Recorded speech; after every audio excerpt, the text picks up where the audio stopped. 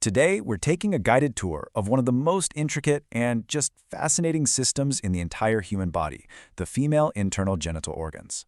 Welcome to MediByte. We are going to explore the remarkable architecture and function of this system from the inside out. Okay, let's dive right in. So, here's our game plan. First, we'll get an overview of the whole reproductive pathway. Then, we'll make our first stop at the vagina and cervix. After that, we journey on to the uterus, navigate the fallopian tubes, and wrap up our tour right at the source, the ovaries. First things first, let's look at the big picture. You know, none of these organs works alone. They're all part of this beautifully connected pathway, a track that's designed for a really specific, incredible journey. And you can think of this pathway as a two-way street. You've got sperm traveling up from the vagina and an egg traveling down from the ovaries. So for our tour, we're going to follow that exact route, starting right at the entrance. All right, our first stop is the entryway to this whole internal system. We're talking about the vagina and the cervix. This is literally where the journey begins for sperm. The vagina itself is just an amazing piece of biological engineering. It's this muscular tube, typically around 4 to 5 inches long, but its most defining feature, its incredible elasticity. Those soft walls are designed to stretch a lot, whether that's for intercourse or for childbirth. I mean, just think about it. It handles 3 completely different, absolutely vital jobs. It's the path for sperm to get in, it's the exit for menstrual blood to get out, and it completely transforms into the birth canal. It is a true multitasker. Now, at the very top of the vagina, we meet the cervix. And honestly, the best way to think of it is as a gatekeeper. It's the lowest part of the uterus, and it has this really cool dual role.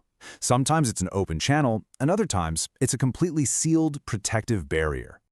And that protective function, it's absolutely crucial. Most of the time, the cervix is in barrier mode, stopping bacteria from the vagina from getting up into the uterus where they could cause an infection. But here's where that gatekeeper role gets really smart and dynamic. Right around ovulation, when an egg is released, hormones make the cervical mucus super thin and slippery. This basically opens the gate, making it easy for sperm to swim through. This is what creates the fertility window, and it's why pregnancy can happen even from intercourse up to 6 days before ovulation.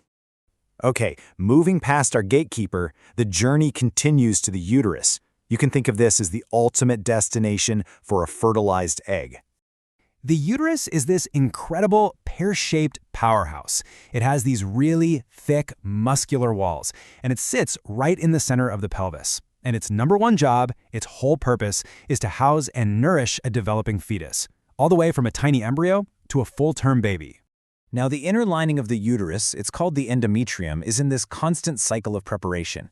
Every single month, it builds up, getting thick with blood and nutrients, creating this plush, welcoming home for a potential pregnancy. If an embryo doesn't implant, that lining is shed, and that's what a menstrual period is. From the top of the uterus, 2 paths stretch out, reaching toward the source of the eggs. So our next stop is, of course, the fallopian tubes.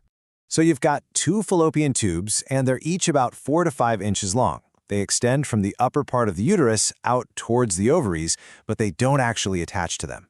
This space is the critical meeting point. It's the most common spot where sperm and egg finally meet and fertilization happens. So how does the egg make this trip? It's not just kind of floating along. The walls of the tube are lined with millions of these teeny tiny hair-like things called cilia.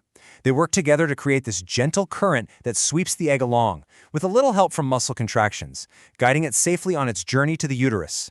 And this brings us to the final stop on our tour, which, funnily enough, is the very beginning of the egg's journey. We're talking about the ovaries. The ovaries are these pearl-colored organs, about the size of a walnut.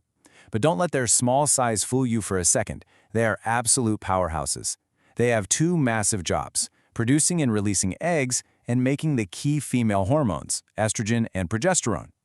Now, this brings us to a really fascinating question. We know the ovaries hold all the egg cells a person will ever have, but just how many are they born with right from the very start? The answer is just mind-boggling. It's somewhere between 1 and 2 million. A female is born with every single egg cell she will ever have. No new ones are made later. They are all there from day one, just waiting. But here's the part that's really going to blow your mind. Of those 1 to 2 million eggs someone is born with, only about 400 will ever actually be released in their lifetime, just 400. The rest just disappear over time. It's such an incredible story of biological potential. And that pretty much brings our tour to a close. When you step back and look at the whole thing, from a single pathway that can both start a new life and deliver a baby, to that incredible reserve of eggs, it really makes you wonder, doesn't it? What does this marvel of engineering really tell us about the sheer elegance of the human body? It's truly an amazing system. Thank you so much for coming along with us on this tour today. Hey, if you enjoyed this explainer and learned something new, do us a favor and hit that like button and maybe share it with someone you think would find it interesting. And of course, make sure you subscribe to MediByte for more deep dives just like this one. We'll see you in the next one.